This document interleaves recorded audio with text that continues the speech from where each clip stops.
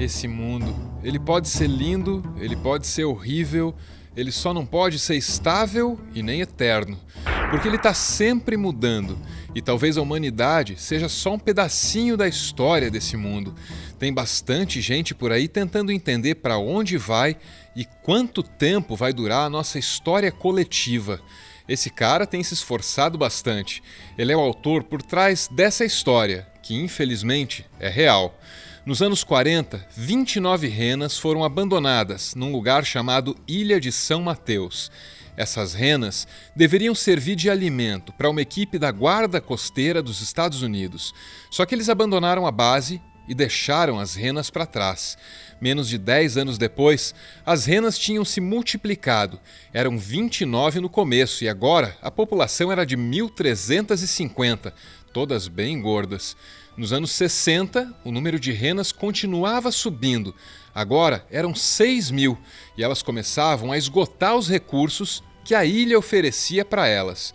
Depois disso, não demorou muito para o número de renas despencar rapidamente e quando os pesquisadores voltaram para a ilha, eles só encontraram esqueletos. E foi assim que as renas da ilha de São Mateus se destruíram para sempre. Os inexplorados recursos naturais da ilha se tornaram a fonte de prosperidade das renas, assim como as sementes de sua morte. A ilha era tão grande, seus recursos tão abundantes. Quão grande é a nossa ilha? A história termina com uma pergunta que eu não sei responder. Então eu fui... Hã? Mulher mais sábia? Ainda não. Você vai ter uma pergunta melhor para fazer depois de ler essa outra história do mesmo autor. Tá bom. Tchau! Essa outra história fala de um cara chamado King Hubbard.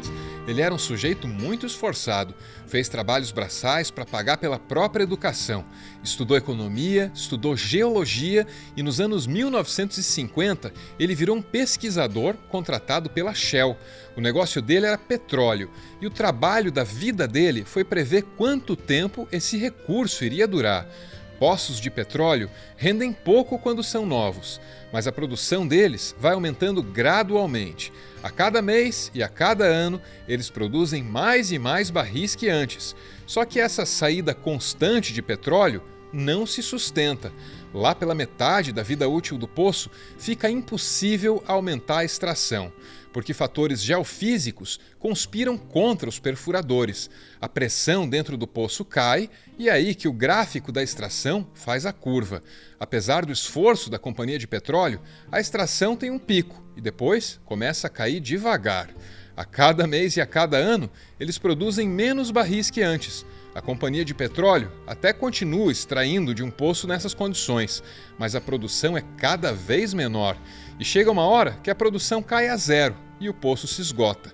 Esse cara, chamado Hubbard, sacou que se ele desenhasse a curva de extração de cada poço de petróleo dos Estados Unidos, ele ia conseguir desenhar uma única curva mostrando quando o país ia ficar sem petróleo.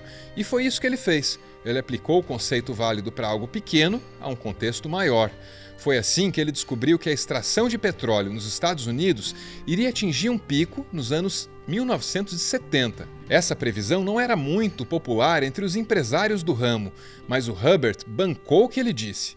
Depois dos anos 70, a produção caiu e os Estados Unidos começaram a importar cada vez mais petróleo. Aí o Hubbard usou o mesmo método para prever o chamado pico do petróleo em escala mundial. Para ele, esse pico chegaria em algum momento perto dos anos 2000. Hoje, há muita controvérsia sobre se esse pico ocorreu e quando. Esse cara diz que o pico do petróleo foi no ano de 2010, ou seja, a gente está em algum lugar no topo desse gráfico. Essa história termina perguntando como a gente vai usar o petróleo que sobrou, e eu acho que essa é a pergunta certa. Hã? Mulher mais sábia? De novo? Essa resposta você vai conseguir encontrar sozinho. Leia com mais atenção. Quando você terminar, você sabe onde me encontrar. Tá bom. Tchau! que diz que o petróleo é muito mais que um combustível. Ele também ajudou a produção de alimentos a aumentar. Sem o petróleo, esse mundo não teria nem chance de alimentar 7 bilhões de pessoas. E tem mais, o petróleo também é útil na medicina.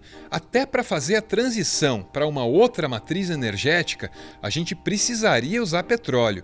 E nesse exato momento, a gente está botando fogo na metade do petróleo que sobrou. Isso é grave mesmo. Como é que esse mundo vai sair dessa situação? Essa é a pergunta certa. Agora eu posso subir a montanha mais alta e falar com a mulher mais sábia.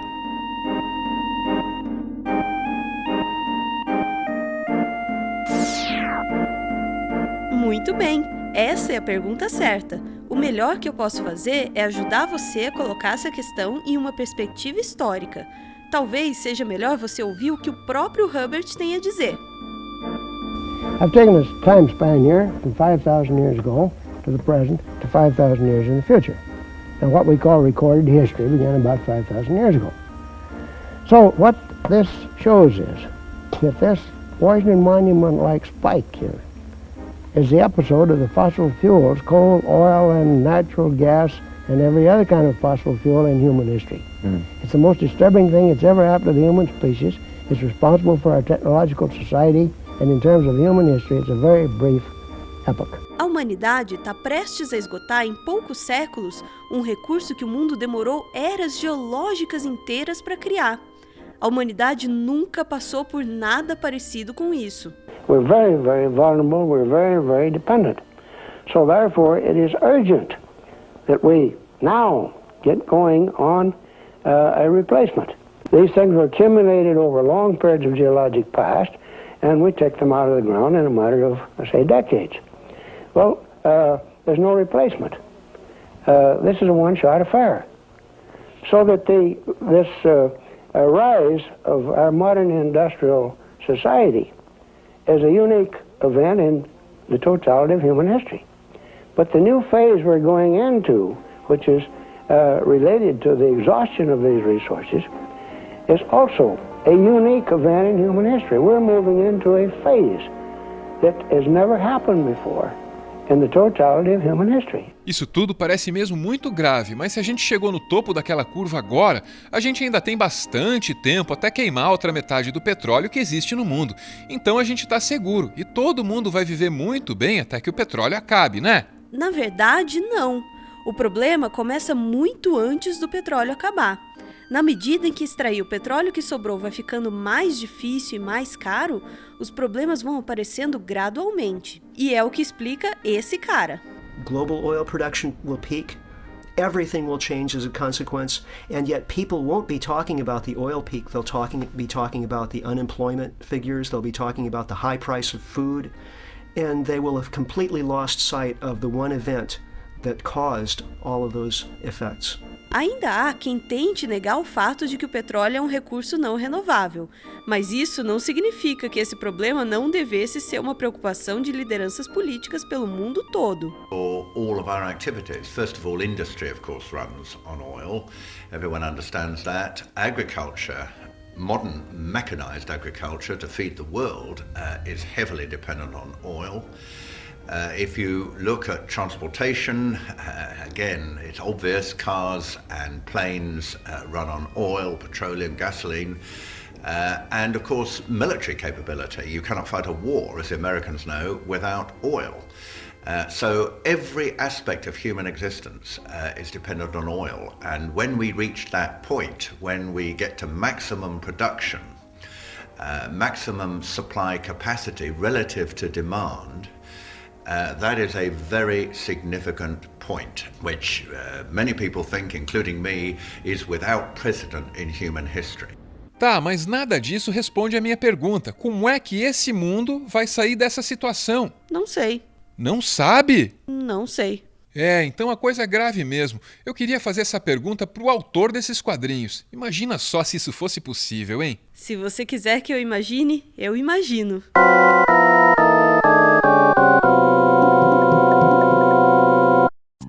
Bem-vindo ao programa genérico de entrevistas do Meteoro Brasil. Produção, dá pra ligar o chroma key? Obrigada. Nosso primeiro entrevistado é o Stuart Macmillan, o cartunista australiano responsável pelas histórias Ilha de São Mateus e Pico do Petróleo. O programa genérico de entrevistas do Meteoro Brasil estreia algum dia. Em algum horário. Mas pelo menos a gente sabe que é nesse canal, né? Será que alguém aí pode rir da minha piada, como se ela tivesse graça? Todo programa de entrevista tem disso.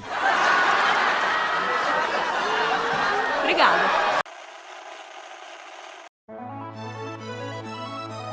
Muito obrigado por ver esse vídeo até o final. Esse é o nosso canal. Ele é feito pela mão direita de um canhoto. Você pode se inscrever, mas só se você quiser ser avisado quando sair um vídeo novo. Nosso conteúdo é financiado por pessoas de bom coração. Nos últimos dias, a gente esteve trabalhando em algumas das recompensas da nossa campanha de financiamento coletivo. Essas são algumas das pessoas que trazem esse conteúdo até você. Muito obrigado, Thales Santana, Gabriel Miranda, Getúlio e turma do Getúlio, estão ali o Caio e o Davi. Muito obrigado, Li e Carol. Muito obrigado, Madson Dias, Jadson Souza e a Indira Matias. Use a caixa de comentários sem moderação, mas seja legal com os coleguinhas. Tchau!